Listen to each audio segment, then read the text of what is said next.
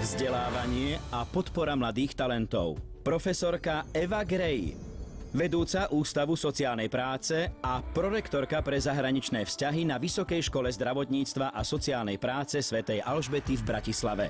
Učí študentov, prednáša na konferenciách doma i v zahraničí a publikuje v časopisoch na témy zdravotníctva, etiky a sociálnej práce. Vystupovala na svetových konferenciách OSN v New Yorku a Pekingu, ktoré sa venovali problematike žien a ľudských práv.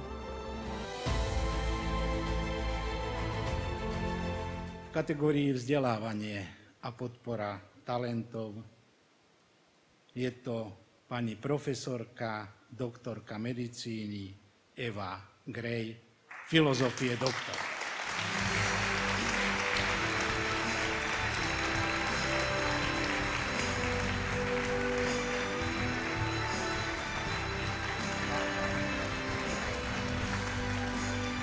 Blahoželáme.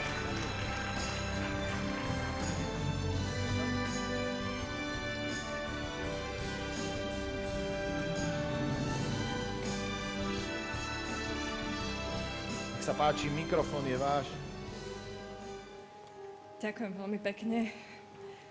Chcem sa poďakovať Bohu a mojim rodičom za to, že tu dneska môžem stať.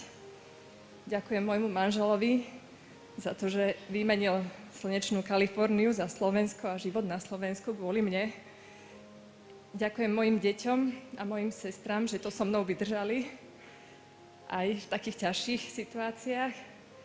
Ďakujem kolegom a ďakujem mojim študentom z Vysokej školy svätej Alžbety za to, že ma podporujú. A chcem sa veľmi pekne poďakovať všetkým, ktorí ma podporujú nielen v tejto ankete, ale aj v mojom živote. Ďakujem a veľmi si to vážim. Ďakujem. Srdečne blahoželáme. Pomôžem vám trošku, aby náhodou